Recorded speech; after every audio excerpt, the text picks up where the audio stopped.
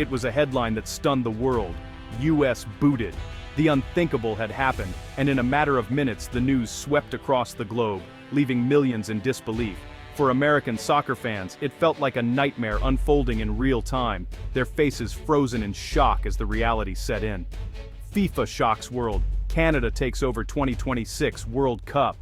The announcement was met with wild celebration north of the border, as Canadian fans erupted in joy, waving their flags and embracing in the streets.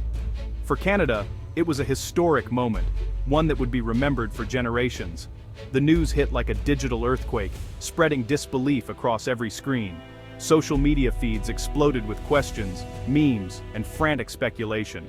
In living rooms, offices, and cafes, people stopped what they were doing, glued to their devices as the story unfolded. For a moment, many thought it was a hack, a prank too wild to be real. Was this some elaborate April Fool's joke, or a technical glitch? The sheer scale of the announcement made it almost impossible to believe. But as official FIFA alerts confirmed the truth, shock turned to devastation. The press releases were clear, the statements unequivocal, there was no mistake. The US was out, and the world had to accept it. The world's biggest sporting event, once destined for the US, was gone in an instant. Stadiums that had been preparing for years suddenly stood silent, their lights dimming as hope faded away. Newsrooms from London to Rio scrambled, sports analysts were speechless, and fans everywhere were left reeling. The story dominated headlines, with experts and commentators struggling to make sense of the unprecedented decision. This wasn't just a venue change, it was a global sporting and political earthquake. The ripple effects were immediate, shaking the foundations of international sports diplomacy and raising questions about what had really happened behind closed doors. The US, once seen as the perfect host, was suddenly unfit. Its dream shattered. Players, coaches, and fans alike felt the sting of rejection, their hopes dashed in a single, stunning announcement. Across America, morning routines stopped cold as people stared at their phones in disbelief. Breakfast tables fell silent, city streets paused, and conversations everywhere turned to the same question: how could this happen? The sense of rejection was profound, a wound to the national psyche. For many, it felt like more than just a sporting loss. It was a blow to national pride, a moment that would be remembered for years to come. Outrage and confusion erupted. How could this happen? Why? Protests broke out, reporters demanded answers, and heated debates filled sports bars and living rooms alike. The joint North American bid, once a symbol of unity, was fractured. What had started as a partnership between neighbors now seemed irreparably damaged, with trust and cooperation hanging by a thread. The world watched as the US was left outside its own party, the fallout only beginning. International commentators speculated on the long-term impact, while American fans wondered if their country would ever get another chance. One thing was clear: global soccer would never be the same. The shockwaves of this decision would echo for years, changing the landscape of the sport and the dreams of millions forever. FIFA wasted no time releasing a formal communiqué from Zurich. The statement was cold and clinical, citing logistical and security challenges and insurmountable delays in US preparations. FIFA's risk models now projected unacceptable operational failure. The message that the US had failed as a host: security inconsistencies, missed deadlines, ballooning budgets. FIFA painted a picture of chaos. Canada, by contrast, was praised for its readiness and stability. The decision was framed as necessary to protect the World Cup, but for many, the official reasons felt flimsy. The US had hosted Olympics and World Cups before. Why not now? Critics saw the communiqué as a smokescreen, fueling speculation and doubt. FIFA answered the what, but left the world screaming why. The impact was immediate. World Cup preparations across the US stopped dead. Construction sites in cities like LA and New York fell silent, cranes frozen mid-air. Host city committees disbanded, their years of planning rendered worthless. Contracts unraveled, triggering legal and financial chaos. Small businesses, from printers to caterers, faced instant losses and layoffs. Hotels processed mass cancellations. The economic engine of the World Cup vanished. US Soccer's headquarters became crisis central, with sponsorships and broadcast deals in jeopardy. The entire growth strategy for American soccer collapsed overnight. The organization faced not just a PR disaster but an existential threat. The dream of 2026 was now a landscape of abandoned hopes. The great American soccer project had been stopped cold. Beyond the financial chaos, The deepest wound was emotional. The shockwaves rippled far beyond the balance sheets and boardrooms, cutting straight to the hearts of millions. For millions of fans, the 2026 World Cup was a promise, now broken. It was more than just a tournament, it was a beacon of hope. A chance to unite a nation under one dream. It was supposed to be the moment America arrived as a soccer nation, a time when children would look up to their heroes and believe that anything was possible on home soil. For players like Christian Pulisic and Weston McKennie, it was a lost legacy. No home World Cup, no chance to inspire on home soil. Years of preparation, anticipation, and dreams vanished in an instant, leaving only questions and regret. The emotional toll was immense, a ghost that would haunt their careers. The weight of what could have been lingered in every interview, every match, every memory. The decision felt like a rejection of the American dream, feeding a narrative of decline. It was as if the nation's ambitions had been put on hold, its spirit dimmed.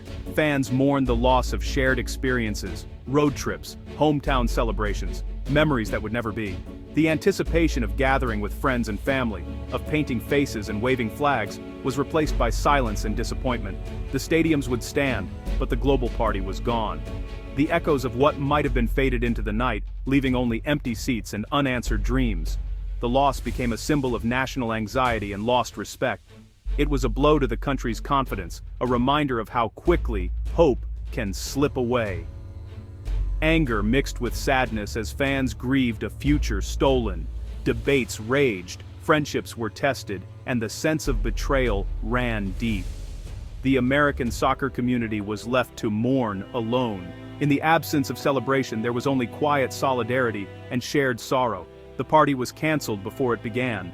The banners came down, the music stopped, and the dreams were packed away, perhaps forever. The dream had dissolved into heartbreak. For a generation, the memory of what was lost would linger, a reminder that sometimes even the brightest hopes can fade away. As shock faded, suspicion grew. FIFA's explanation didn't add up. Many believed the real reasons were political and personal, not logistical.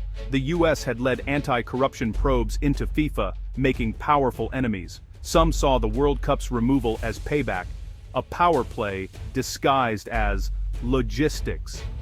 Others pointed to US visa policies, fearing fans and players from some countries would be denied entry. Canada, by contrast, promised open doors for all. Whispers of backroom deals and financial incentives swirled. The official story was a locked door, speculation filled the void. The truth, many believed, was buried in politics and hidden agendas.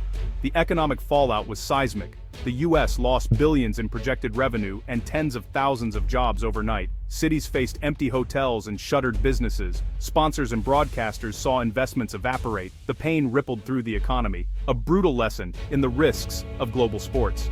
For Canada, it was a windfall, billions in new investment, jobs, and global attention. Cities like Toronto and Vancouver became the new soccer capitals. The Canadian government moved fast, investing in infrastructure and tourism. The US soccer industry's momentum stalled, Canada's soared. The future of North American soccer was rewritten in a single day. FIFA hadn't just moved a tournament, it had shifted the continent's soccer destiny. While America reeled, Canada erupted in euphoria. The unthinkable had happened. Canada was sole host of the Men's World Cup. The Prime Minister promised a welcoming, unforgettable tournament. Soccer Canada worked around the clock, expanding host cities and fast-tracking plans. The nation mobilized. Volunteer sites crashed, businesses pivoted, and fans celebrated. For Canadian soccer fans, it was a dream come true. The sport, long overshadowed by hockey, was now center stage. Kids would grow up with the World Cup in their backyard. The underdog nation was ready to shine. The media celebrated Canada's diversity as the perfect backdrop. Canadians focused on the opportunity, not the controversy. The maple leaf was rising, ready to welcome the world. Canada embraced its moment.